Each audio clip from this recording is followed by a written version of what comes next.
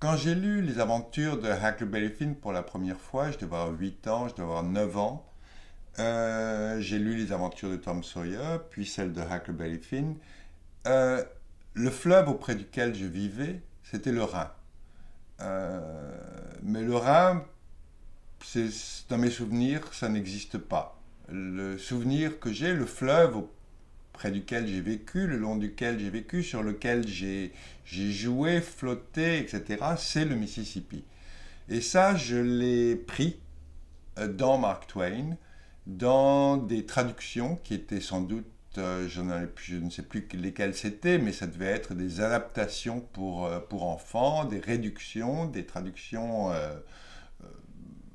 que je considérerais aujourd'hui comme nulles et non avenues, sans doute, mais n'empêche que mon fleuve, c'est le Mississippi. Et ça, il faut en remercier évidemment Mark Twain, qui, malgré des traductions qui quelquefois peuvent être moins bonnes que d'autres, a réussi à passer dans mon souvenir et réussi à me transformer en un petit garçon du Mississippi. Ça, c'est tout l'art de Mark Twain. Et donc,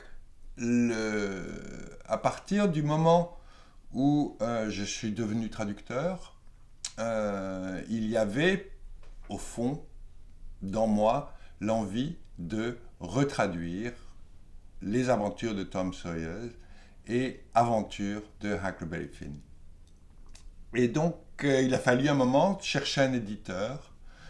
Ça m'a pris pas mal de temps, regarder un peu ce qui s'était fait dans les traductions, sans les lire, mais regarder un petit peu à droite à gauche ce qui avait été fait par d'autres traducteurs, puisque pour Huckleberry Finn, il y avait déjà 11 traductions. Et puis j'avais déjà travaillé pour eux, mais j'ai trouvé les éditions Tristram, dont le but de la maison d'édition est de retraduire certains classiques. Ils avaient retraduit Tristram Shandy dans une très belle traduction de Jouvet. Et puis ils m'ont laissé carte blanche, c'est-à-dire qu'ils m'ont dit bon, ben, on est tout à fait d'accord et tout à fait d'accord avec ce que je voulais faire. On s'était rendu compte, eux comme moi, que l'image de Mark Twain en France à cette époque-là, enfin en 2005-2006, quand j'ai commencé à y penser sérieusement, était d'un amuseur pour jeunes adolescents, pour enfants, mais pas du tout un grand écrivain tel qu'il est reconnu aux États-Unis, étant donné que Aventure de Huckleberry Finn est considéré dans toutes les listes qui sont faites comme un des 5 plus grands romans de la littérature américaine.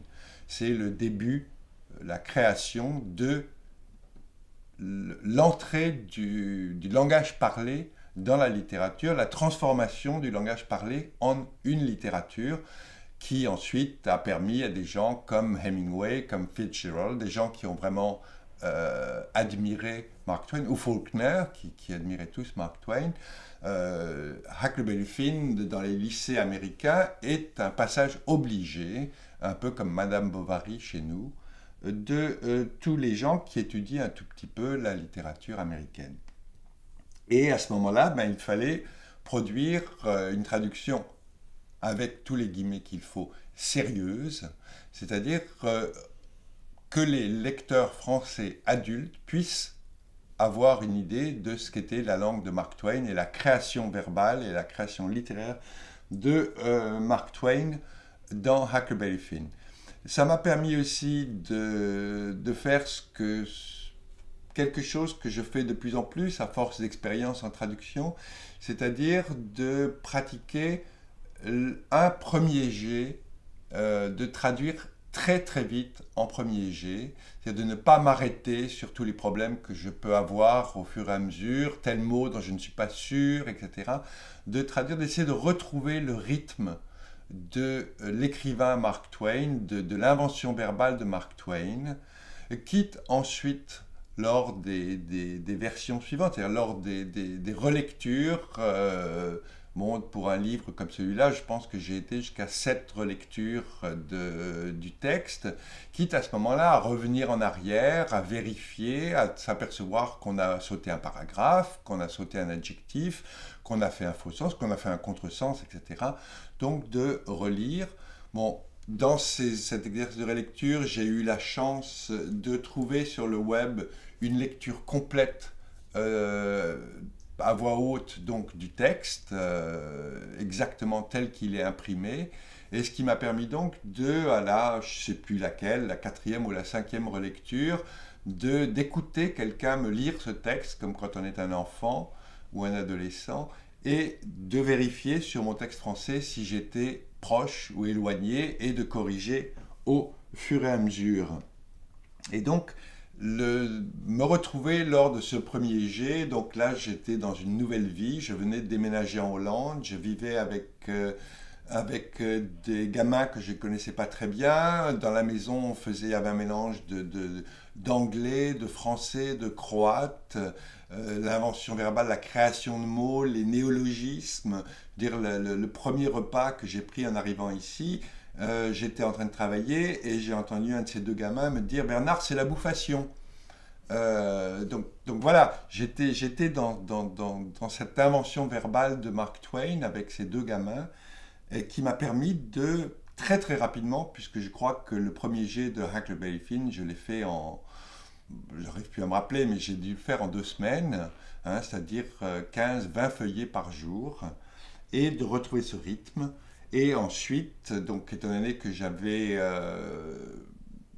au préalable lu et relu Raymond Queneau, lu Céline, lu ces écrivains qui bien plus tard qu'aux États-Unis ont eux aussi, donc c'était eux aussi donné comme tâche de retranscrire la littérature parlée, la littérature qui n'est pas académique, qui n'est pas le passé simple, qui n'est pas l'imparfait du subjonctif, parce que là on a un petit gamin de 14 ans qui n'a jamais été à l'école et qui raconte ce livre.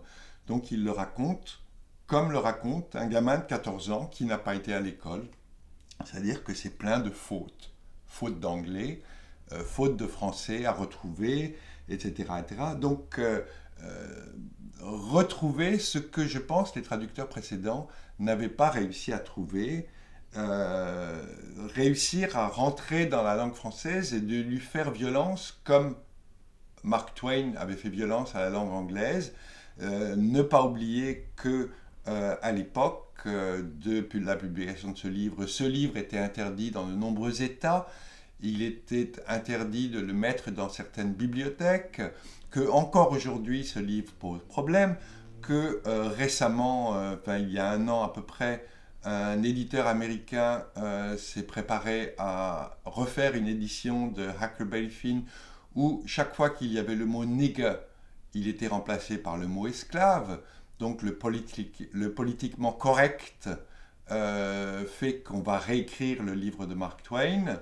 Donc j'ai essayé de rendre à ce livre, et je pense que nous y avons réussi, c'est-à-dire que Mark Twain en France, maintenant, depuis donc maintenant 3 ans que ces deux traductions, donc Tom Sawyer et Huckleberry Finn, ont été publiées, Mark Twain reprend un petit peu, je veux dire, je ne sais pas de me jeter des fleurs, mais reprend un petit peu sa position de grand écrivain américain, du même niveau que Melville, que Edgar Poe, que Hemingway, etc.